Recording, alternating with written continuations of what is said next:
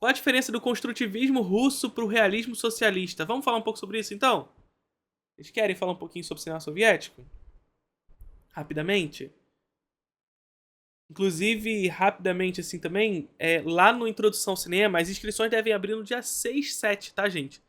E lá no Introdução ao Cinema eu falo um pouco, na nossa aula sobre montagem soviética, eu falo um pouquinho sobre a história do cinema soviético. Mas eu pretendo fazer uma aula mais extensa sobre isso também. Mas vamos lá. Qual é a diferença de construtivismo russo para realismo soviético? O realismo socialista, né? Bom, o construtivismo russo ele vai ser um movimento que vai surgir nos cinemas ali na década de 20, tá bom? Esse movimento ele não nasce somente no cinema, ele é um movimento do cinema, da arte como um todo. E é um movimento que tem um caráter bastante experimental, que vai ter no cinema grande contribuição para a montagem, tá, gente? Então a gente vai ter autores como o Sergei Eisenstein, o Dziga Vertov, o Alexander Dovzhenko. O Alexander Dovzhenko, inclusive, vai ser professor da Larissa Sheptko, do Ellen Klimov. Larissa Sheptko, que vai ser a diretora de A Ascensão, e o Ellen Klimov, diretor de Vai e Veja. Então o Dovzhenko vai ser professor dessa galera. Boa, né? O Dovzhenko ele vai fazer filmes como Terra, Arsenal, que são filmes maravilhosos e que estão disponíveis no YouTube, caso vocês queiram assistir. Então, assim, esses três são talvez os três grandes nomes, somados a eles o Pudovkin e o Lev Kuleshov, né? Enfim, então a gente tem, no contexto do construtivismo russo, um movimento de caráter bastante experimental e que tem consigo, nesse experimentalismo, um viés de transformação do cinema pela sua característica industrial. Então veja só, a gente aqui já assume uma perspectiva que a gente sempre diz de que o cinema nasce na indústria capitalista, no capitalismo industrial. Né? Lembra que eu sempre digo isso para vocês? O cinema nasce no contexto do capitalismo industrial. Só que a gente precisa ter em mente que não há só um tipo de indústria. Percebe o que eu tô falando aqui? Não há só um tipo de indústria. E quando a gente fala de construtivismo russo, a gente está falando de um tipo de cinema, de um movimento que busca esse caráter industrial do cinema, mas sob um outro contexto político e produtivo, que é o socialismo, no contexto ali da União Soviética. Então, o construtivismo russo ele dá um valor maior para a câmera. Mas o que significa dar um valor para a câmera? É dar valor para o artifício, para o dispositivo câmera enquanto máquina, que será operada por um operário dessa máquina, por um trabalhador dessa máquina. Então veja que no construtivismo russo a gente vê com bastante clareza em tela o resultado da técnica empregada sobre essa máquina. E aí, claro, quando a gente fala construtivismo russo, não significa que todos os filmes são homogêneos em si. Cada um dos autores que estão presentes dentro desse contexto tem uma maneira de lidar com esse artifício da máquina, da técnica, do trabalho empregado nessa técnica que será bastante explícito na imagem. Cada um dos diretores vai ter uma característica específica. O Pudovkin vai ter a tua, o Lev Kuleshov vai ter a sua, o Eisenstein a sua, o Vertov a sua, o Dovzhenko a sua, enfim. Cada um deles vai ter a sua perspectiva do uso dessa máquina, desse artifício. Né? E um desses artifícios mais fundamentais para trazer essa perspectiva vai ser a montagem soviética. Então, como a gente vai articular os planos, justapor esses planos para criar uma imagem que estará e será construída na cabeça de cada um desses espectadores que irá assimilar esses contextos. Percebe, portanto, que nós estamos falando de um movimento de caráter experimental, mas que ainda assim, a partir desse experimentalismo, constrói uma narrativa e um interesse que está intimamente relacionado a essa perspectiva da luta de classes do socialismo soviético naquele período histórico. certo? A gente já vai falar do contexto já já. Enfim, aí o Eisenstein vai trazer uma proposta, por exemplo, do cinepunho, que é justamente esse embate, esse conflito entre dois planos distintos para criar um novo valor. A gente vai ter o Vertov com a perspectiva do cineolho, né? Que nada mais é do que essa perspectiva onde a câmera, uma técnica, como uma máquina, oferece ao trabalhador, ao operário, uma nova maneira de enxergar o mundo pela qual o olho humano não é capaz. O Vertov falando sobre o que ele chama de super-olho. Ou seja, o que o Vertov está falando aqui pra gente é que o trabalhador do cinema, o operário do cinema, tendo consigo uma máquina que possibilita ele enxergar a natureza de uma maneira distinta. Peraí. E a relação do Tarkovsky com a União Soviética? Vamos falar sobre isso já. Podem mandar pix também, tá, gente? Você no YouTube também pode fazer. O pix tá aí. E mandar suas perguntas por ali. Vamos lá. Então veja, o Vertov ele tinha essa perspectiva então de que se o homem, o trabalhador, o operário, tem consigo uma máquina que possibilita que esse trabalhador possa enxergar a natureza de uma maneira distinta daquela que ele pode enxergar com seu próprio olho nu, por que que a câmera tem que, no seu desenvolvimento, no desenvolvimento do seu uso, do seu trabalho, buscar simular o olho humano? Por que que o desenvolvimento da máquina, o desenvolvimento da lente humana, da lente da câmera, deve simular o olho humano? O Vertov fala, não. Se nós temos consigo uma máquina que nos possibilita fazer diferente, o caminho é demonstrar a verdade, é o Kinopravda, a verdade, através dos lugares pelos quais o olho humano não consegue atingir. Percebe o que ele está falando aqui? Então, por exemplo, e o Vertov dá esse exemplo. Nós vamos filmar uma luta de boxe. Vamos filmar uma luta de boxe. E aí, o olho humano, ele fica lá na plateia. Ou ele é a plateia, ou ele é o lutador. Concordo? Ele é um ou outro. Lá na plateia, eu vejo de um ponto de vista específico aquela luta acontecendo. O lutador vê sob o seu ponto de vista aquela coisa acontecendo. A câmera, não. A câmera ela não precisa ficar na plateia, bem como ela não precisa ser só o olho do boxeador. A câmera pode ser o olho na plateia, pode ser o olho do lutador, pode ser o olho do outro lutador, bem como pode ser aquela câmera que vai captar o movimento da luva indo em direção ao rosto do outro lutador, que irá deformar o rosto do outro lutador, que vai filmar esse lutador caindo ao chão, e que em seguida vai ver o juiz fazendo a contagem. Enfim, saca qual é a questão aqui? Nós conseguimos transmitir uma verdade pela justaposição desses planos em lugares onde o olho humano não é capaz de alcançar simultaneamente. É o super-olho, que chegará ao Kinopravda, o cinema verdade. Bem como o Eisenstein, por outro lado, vai propor essa justaposição de planos distintos para provocar um novo valor. A mais B é igual a C. É a dialética, né? Plano A, que justaposto a um plano B, cria um plano C que somente está na cabeça de quem assiste. A grande questão, porém, é que esse cinepunho que eu falei para vocês do Eisenstein, ele se configura sobretudo sobre essa perspectiva onde A é um plano diegético, não sempre é isso, tá, gente? Mas esse aqui é o grande valor do Eisenstein. A é um plano diegético e, portanto, faz parte do mundo do filme. Diégese é isso, tá, gente? É aquilo que faz parte do mundo do filme. As coisas, a narrativa que acontece no mundo do filme.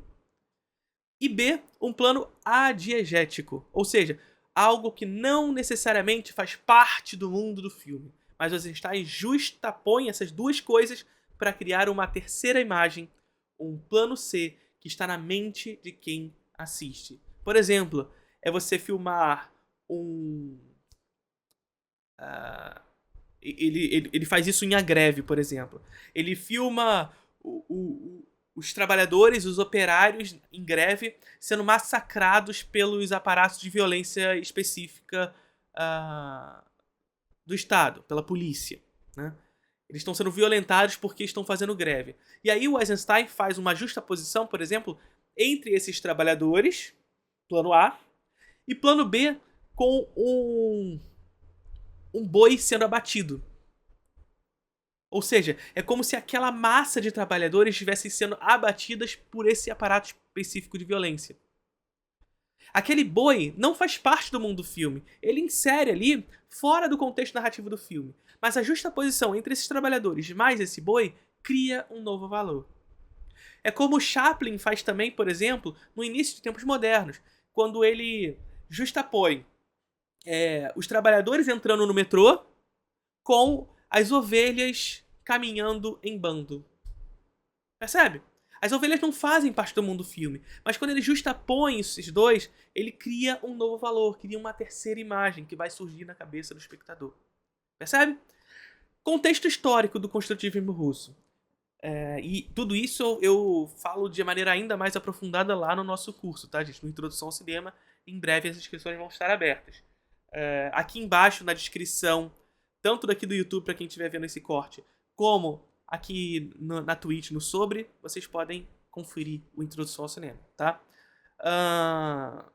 Não sei se quando esse corte lançar lá no YouTube, talvez as inscrições já estejam abertas, então confere aí. Contexto histórico do construtivismo. Ora, se a gente está falando de um movimento que surge na década de 20, nós estamos falando de um movimento que surge quase que de imediato pós Revolução Russa. Sobretudo pós a Guerra Civil, que se constitui pós-Revolução Russa. O conflito civil que surge ali no pós-Revolução Russa, né? Ainda, boa parte, sob o comando ainda do Lenin, né?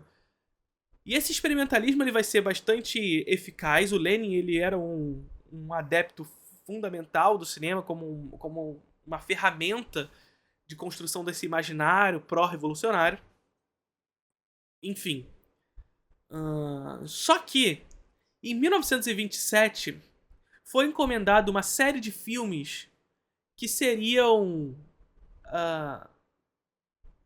realizados em comemoração dos 10 anos da Revolução. E foram realizados alguns filmes do Vertov, etc e tal, mas um em especial foi o do Eisenstein, chamado Outubro. Filme maravilhoso. Entretanto, nesse momento, em 1927, todo esse experimentalismo do construtivismo começa a incomodar boa parte da ala do partido, etc e tal. Lenin já não está mais vivo nesse momento, e esse incômodo começa a provocar um interesse de migrar a preocupação, de reverter a preocupação com o cinema. Então, se o construtivismo ele tinha consigo essa perspectiva onde eu dava um valor maior à forma em detrimento ao conteúdo, ou melhor, o conteúdo é subjugado à forma, na medida em que a forma é a expressão final desse conteúdo, a gente tem uma migração dessa preocupação ou uma transformação dessa preocupação quando a gente entra no realismo socialista, que vai fazer com que a forma se subjugue ao conteúdo. Ou seja, a gente tem uma reversão aqui. Qual eram os interesses nesse momento histórico? E claro, a gente enquanto agentes do cinema, da arte e tudo mais, a gente hoje fala, pô, foi um erro histórico, né? Foi um erro histórico. Vamos falar sobre o Instinto Selvagem ainda hoje, tá, gente? Foi um erro histórico a gente ter feito essa mudança aí do construtivismo pro realismo socialista. Principalmente se a gente pega a história e no olhar de hoje olha pra ela e a gente vê que os filmes que ficaram lá da primeira metade do século XX são os filmes construtivistas, não os filmes do realismo socialista. É claro que a gente consegue lembrar de um ou outro e tudo mais do realismo socialista, mas de fato os filmes do realismo socialista eles ficaram parados no tempo, digamos assim. Enquanto os filmes construtivistas sobreporam esse tempo, né? Ao longo da história. Então, no olhar de hoje, a gente olha pra trás e fala, pô, falhamos, né? Falhou ali, não era pra ter mantido o construtivismo e tudo mais. E eu até concordo que deveria ter sido mantido, tá, gente? Mas é tudo uma questão de diretriz. Isso vai ser importante. A gente sempre precisa ter isso em mente. O Estado. E aí a gente conversou bastante sobre isso quando a gente fez o nosso react ao George Lucas, tá, gente? Quando a gente falou sobre censura e tudo mais. O Estado, como um fomentador da cultura, bem como o mercado privado só que a grande questão é que o mercado privado ele prioriza os seus interesses e, portanto, a sua finalidade ao lucro e não a um interesse social, ao benefício da sociedade, etc e tal. O Estado do trabalhador, na mão dos trabalhadores, tem consigo diretrizes.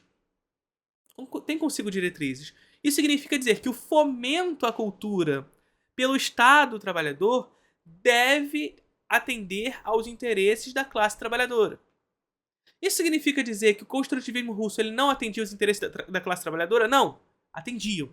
Só que a gente sempre tem que fazer uma análise histórica desse processo e não analisar sobre como o liberal gosta de fazer, sobre sabe? Sobre as nuvens, sobre um das ideias, né? Um marxista, um socialista, um comunista, ele parte primeiro do material para depois ir à ideia. É o contrário do liberal, que parte da ideia e vai para o real, e aí quando ele vai para o real ele não encontra a ideia lá, né? Então veja, a análise técnica eu já fiz até agora, tá? Calma. Então vamos lá, eu fiz a análise do construtivismo até agora. Tá, entendi. A análise técnica do liberal. É isso, não existe essa análise técnica, né? O que existe é só enviesamento político com a máscara da imparcialidade da análise técnica. Vocês já sabem, né? Enfim. Veja, portanto, que a gente tem que sempre analisar, portanto, o contexto histórico das diretrizes empregadas para esse interesse da classe trabalhadora que a gente vai falar no cinema. Então, quando a gente fala do realismo socialista, a gente precisa lembrar, gente, que esse momento histórico do cinema soviético, ele surge ali na virada da década de 20 para a década de 30. Contexto histórico esse que, desde Lenin, mas depois com Stalin, nós temos uma consciência de que, ora, não vai demorar muito para que sejamos invadidos, para que estejamos envolvidos numa guerra. A Revolução Russa aconteceu num momento histórico muito específico e profícuo, digamos assim, para a União Soviética conseguir realizar, para a Rússia e as suas repúblicas, e as repúblicas socialistas soviéticas, conseguirem realizar o seu projeto, porque ali a gente estava envolvido ainda em todo um contexto da Primeira Guerra Mundial e tudo mais, né? Mas veja que ainda assim houveram tentativas de solução disso, da União Soviética, né? Então já se tinha consciência desde Lenin e depois com Stalin de que não duraria muito tempo para que a União Soviética estivesse envolvida numa guerra, porque ela seria invadida. E dito e feito, né? A Segunda Guerra Mundial nos demonstra um pouco disso. Então qual era a perspectiva com o realismo socialista? Principalmente nesse primeiro momento histórico. Educação revolucionária, gente. E por que eu digo isso? E quando eu digo isso, é importante que se diga que o construtivismo russo ele teria também a capacidade de educação revolucionária. Mas a educação revolucionária provocada pelo construtivismo russo demandaria mais tempo. Por quê? Porque aquele trabalhador, aquele espectador, não necessariamente, não é uma questão de classe necessariamente aqui, a gente precisa ter em mente que o cinema estava dando seus primeiros passos nesse momento, gente. A gente tá falando da década de 20, o cinema nasce no início da década de 20, no final da década do século XIX. sabe? Início do século XX e final do século XIX. Saca? Então o cinema está dando seus primeiros passos. E o construtivismo russo era um movimento experimental. O que traria consigo, por consequência também, espectadores que não tinham ainda consciência muito de como as coisas funcionavam. Então, precisava-se de um cinema mais direto, que comunicasse o conteúdo de maneira mais direta. Para quê? Para provocar justamente essa educação revolucionária. A gente vai estar em guerra daqui a pouco. E em guerra, nós precisamos de... O que se precisava era justamente, primeiro, de trabalhadores envolvidos com esse projeto político, e segundo, quem pudesse, de fato, ir para a guerra pela União Soviética. Uma nação que teria surgido agora, há pouco tempo, e esse imaginário precisa se construir. Saca? Então aí tá muito da importância do realismo socialista nesse contexto. Vai ser um movimento que vai ser muito fincado no seu projeto histórico naquele momento, e a gente sempre precisa fazer essa análise histórica, nunca a partir de um lugar da ideia, de que o construtivismo é melhor nas ideias e o realismo soviético é pior nas ideias. A gente sempre tem que analisar o período histórico, o processo histórico, aquele contexto que estamos analisando. Aquele contexto que estamos analisando. Percebe? É aqui que a gente tem que fincar nossas atenções. Tá? E aí, enfim, a União Soviética ela entra nessa toada do realismo socialista nesse período do Stalin, né? Sobretudo. No pós-Stalin, nós começamos a ter na União Soviética uma abertura, digamos assim, né? Uma gradual abertura que, enfim, que causaria posteriormente o fim da União Soviética lá em 1991 e que teria por consequência alguns diretores que trariam um viés mais individualista, entre eles o Tarkovsky, que foi a pergunta que me fizeram aqui agora.